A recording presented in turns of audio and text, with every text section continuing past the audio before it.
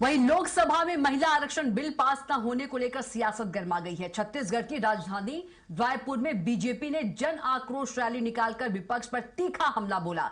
इस रैली में बड़ी संख्या में महिलाएं शामिल हुईं। बीजेपी की राष्ट्रीय उपाध्यक्ष सरोज पांडे ने विपक्ष को घेरते हुए कहा कि महिला आरक्षण को लेकर बीजेपी की प्रतिबद्धता साफ है, लेकिन विपक्ष ने हमेशा इस मुद्दे पर राजनीति की है। उन्होंने आरोप लगाया कि कांग्रेस और विपक्षी गठबंधन महिलाओं को उनका अधिकार देने में गंभीर नहीं है और उनकी नीयत साफ नहीं है। स्वराज एक्सप्रेस से खास बातचीत में सरोज पांडे ने कहा कि विपक्ष महिलाओं के अधिकार में रोड़ा बन रहा है। बीजेपी ने रैली के जरिए विपक्षी दलों को महिला विरोधी करार देते हुए जनता से समर्थन मांगा है।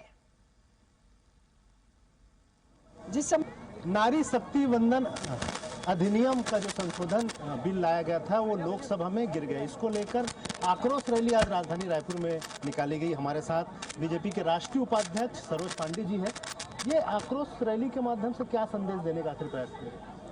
पूरे देश भर में ये जन आक्रोश रैली हो रही है। महिलाएं आरक्षण को लेकर सड़कों पर उतरी हैं। 33% आरक्षण लागू हो और 33% आरक्षण के लिए प्रधानमंत्री जी ने ये बिल सदन में प्रस्तुत किया। पहले विपक्ष ने इस पर समर्थन किया, बिल पारित हुआ। जब इसे 2029 में लागू करने की बात हुई तो विपक्ष ने उसमें हाथ खींच लिया।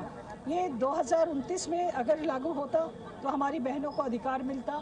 हम 4 दशकों से ज़्यादा समय से इंतजार कर रहे हैं और ये बिल गिराने का कोई कारण नहीं था। विपक्ष का एक आरोप ये भी है कि इस आरक्षण संशोधन विधेयक लाया गया तो इसमें यह भी था कि ST SC OBC के लिए कुछ चीज़ें रख लेते, इसके बहाने परिसीमन को लेके आ गए। इस तरह के आरोप है।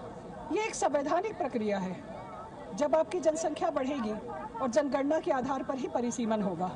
जिस समय पहले 54 करोड़ की आबादी थी, आज 140 करोड़ की आबादी है और सभी देश में जैसा कि हम कहते हैं कि एक व्यक्ति एक वोट का अधिकार सबके पास हो, तो आज सदन में अगर ये संख्या बढ़ेगी परिसीमन के माध्यम से तभी अब बहनों को भी ज़्यादा अधिकार मिलता।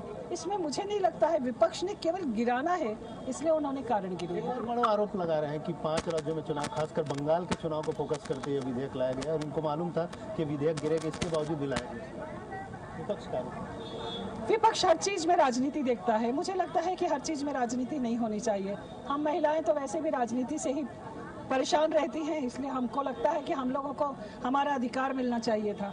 आखिरी सवाल, इसमें ये राहुल गांधी जी और प्रियंका जी का भी बयान आया। उनका साफ तौर पर कहना है कि अभी जितनी सीटें हैं 543 सीटें उसे में लागू कर दे। क्यों पूरे मतलब संशोधन करेंगे या जनगणना करें, इस तरह की चीजें क्यों लागू? परिसीमन लाने से परेशानी क्या थी?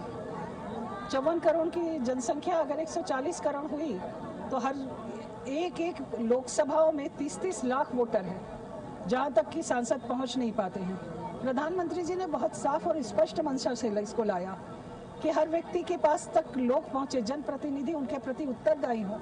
तो मुझे लगता है कि अगर परिसीमन लागू होता तो विपक्ष को कोई आपत्ति नहीं होनी चाहिए थी। केवल इस आधार पर आपने इस बिल को गिरा दिया, हम लोगों के साथ में विश्वासघात किया।